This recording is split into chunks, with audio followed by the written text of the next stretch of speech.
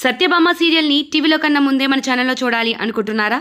అయితే దయచేసి ఈ వీడియోకి ఒక లైక్ ఇవ్వండి. మీరు ఇచ్చే అమూల్యమైన లైక్ నా వీడియోకి చాలా చాలా ఇంపార్టెంట్ అండి. ప్లీజ్ అండి, లైక్ చేసిన తర్వాత మాత్రమే వీడియోని కంటిన్యూగా చూడడానికి ప్రయత్నించగలరు. కొత్తగా ఎవరైనా మన ఛానల్లోకి వచ్చి ఉంటే సబ్స్క్రైబ్ చేసుకొని బెల్ ఐకాన్ని ఆల్గా ప్రెస్ చేసుకోండి. ఏంటమ్మా ఎప్పుడు చూసినా ఇలా మూడీగా ఉంటారు? అసలు ఇది పెళ్ళిళ్ళేనా? పెళ్ళిళ్ళు అంటే ఎలా ఉండాలి? ధూమ్ ధామ్ అనేలాగా ఉండాలి. మీరేంటమ్మా ముఖం ఇలా పెట్టుకొని ఉన్నారు? ఏంటి సత్య, నిజంగా ఇది పెళ్ళిళ్ళులాగానే ఉందా?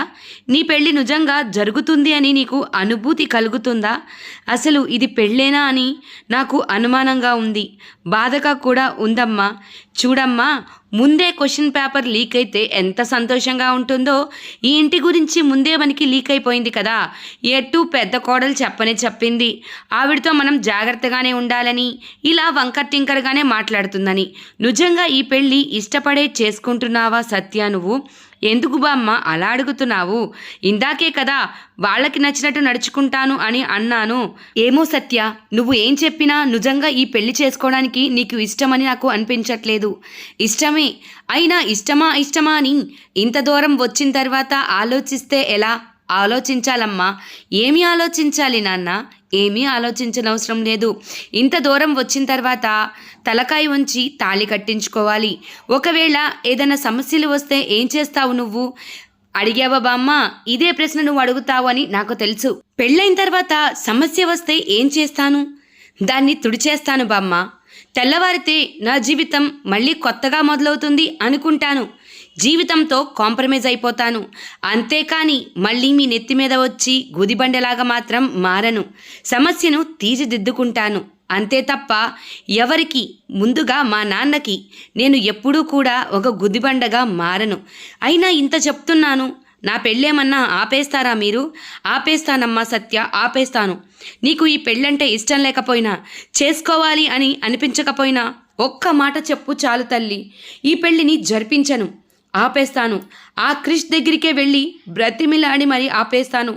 తండ్రిగా నా మనసు ఎంత బాధపడుతుందో నీకు ఏం చెప్పనమ్మా. నిజంగా ఇష్టం లేని పెళ్ళి నువ్వు చేసుకుంటుంటే ఈ తండ్రి మనసు తల్లడిల్లిపోతుంది. ఒరేయ్ సత్యాకి ఈ పెళ్ళి ఇష్టం లేదు, తండ్రివై నువ్వు ఎందుకు ఇలా చేస్తున్నావని నా మనసు ప్రశ్నిస్తుంది. చూడండమ్మా, చూడండి నాన్న, ఆడపిల్లకి పెళ్ళై వెళ్తున్నప్పుడు అత్తగారింటికి వెళ్తుంది అని ఆ పిల్లని సంతోషపెడతారు తల్లిదండ్రులు.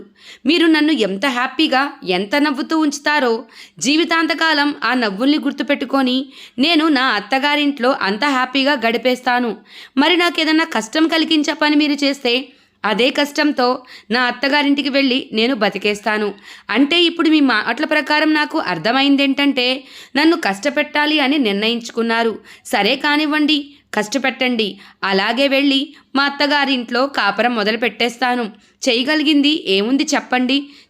ఊరుకోమ్మా సత్య, నేను నీ తల్లిని. వీలైనంత వరకు నీ పెళ్ళిని చాలా సంతోషంగా జరిపించేలాగా చూస్తాము.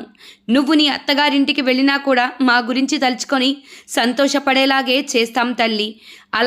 అలా ఉండాలి అమ్మా నాన్న అంటే అనడంతో బాలు ఎంట్రీ ఇస్తాడు. ఒరే బాలు, ఏంట్రా ఎలా ఉన్నావు? చాలా మారిపోయావురా నువ్వు. ఊరుకో మావయ్య, నేనేమి మారిపోయాను? ఎప్పుడులాగానే అలాగే ఉన్నానుగా. నీ వాగుడు మాత్రం అస్సలు తగ్గలేదురా. చూడత్తయ్యా, వాగుడు తగ్గితే ఎలా?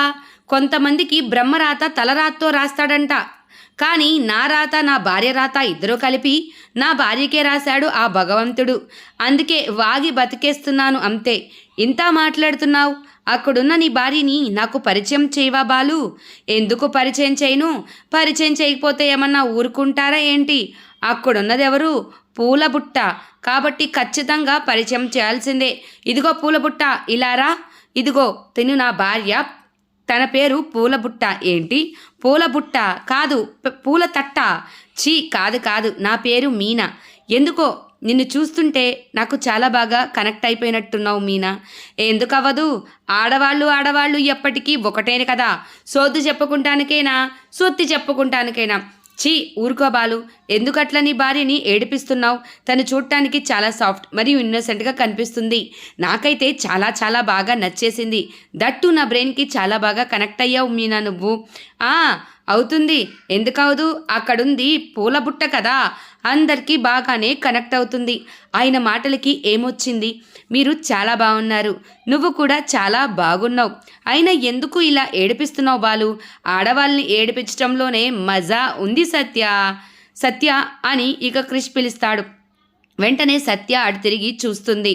ఎవరు అని బాలు మరియు మన మీనా అడుగుతారు. అతను క్రిష్, నాకు కాబోయే భర్త అని సిగ్గుపడినట్టుగా తల ఉంచుకుంటుంది సత్య.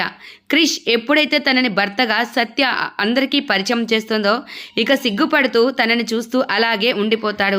హలో బ్రదర్, నా పేరు బాలు, అక్కడుంది చూసావా నా భార్య పూల, చిచి నా భార్య మీనా, ఇక సత్యాకి నేను మేనమామని అవుతాను, అయినా ఇక్కడి నుంచి ఉన్నావేంటి బ్రో, అక్కడికెళ్ళి మాట్లాడు, పెళ్లి కూతురుతో పెళ్లి కొడుకు మాట్లాడితేనే చాలా మజా. సత్య, ఢిల్లీ నుంచి నీకు డ్రెస్ తెప్పించాను, ఇది తీసుకో, వేసుకుంటే చాలా బాగుంటుంది అని క్రిష్ సత్యకి డ్రెస్ బహుమతిగా ఇస్తాడు.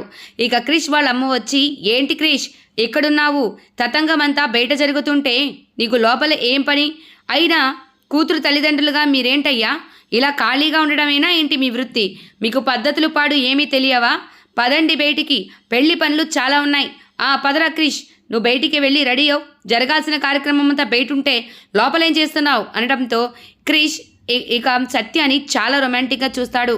సత్య మాత్రం బాధపడుతూ ఉంటుంది. మహదేవయ్య మీనాకి అనుకోకుండా తగులుతాడు. తన చేతుల్లో ఉన్న కత్తి కింద పడిపోతుంది. ఏదో పడిపోయింది అంటూ అంకుల్ అని పిలుస్తుంది మీనా.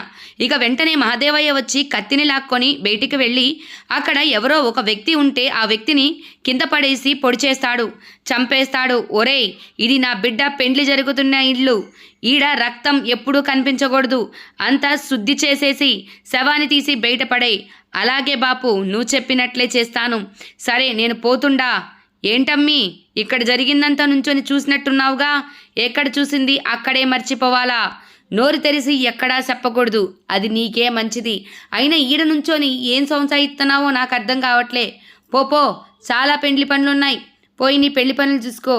ఏంటి, సత్యకి ఇలాంటి సంబంధం కుదిరించారా అంకుల్, సత్యాన్ని ఎట్టి పరిస్థితుల్లో వీళ్ళింటి కోడల్ని అవ్వనివ్వకూడదు, ఇక్కడ జరిగిన విషయం ప్రతిదీ అంకుల్కి తెలియపరచాలి, వీలైతే సత్య పెళ్ళి ఇక్కడి నుంచి ఆపేయాలి అంతే అని చెప్పి మీనా పరిగెత్తుకుంటూ వెళ్తుంది.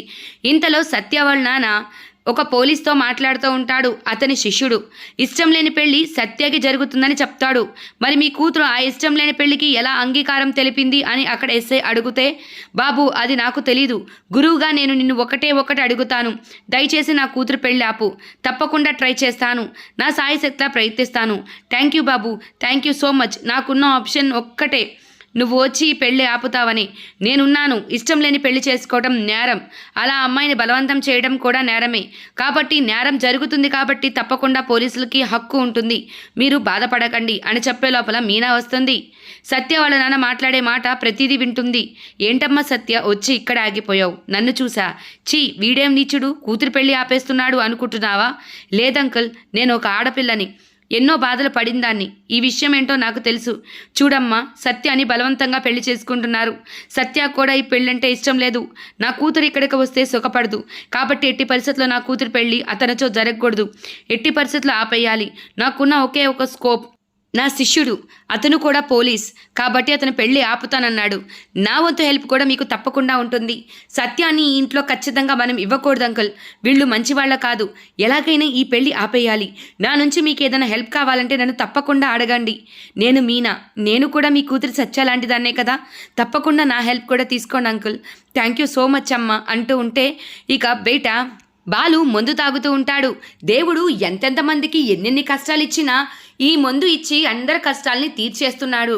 ఏమండి, మీకు ఏమన్నా బుద్ధి ఉందా, అసలు చీకటి పడిందా, ఇప్పుడు తాగుతున్నారు, చీకటి పడట్లేదు కాబట్టే కళ్ళు మూసుకొని తాగుతున్నాను పూలగంప, అయినా నా తాగుడు గురించి నీకెందుకు, అక్కడున్న తాగనివ్వవు, ఇక్కడున్న తాగనివ్వవు, నేను ఎలాగైనా తాగాల్సిందే, నన్ను వదిలిపెట్టి బయటికి పోమ్మా, నేను వచ్చింది నా మేనగోడల పెళ్ళికి హ్యాపీగా ఎంజాయ్ చేయడానికి, ముందు నా గ్లాస్ నాకు ఇవ్వు.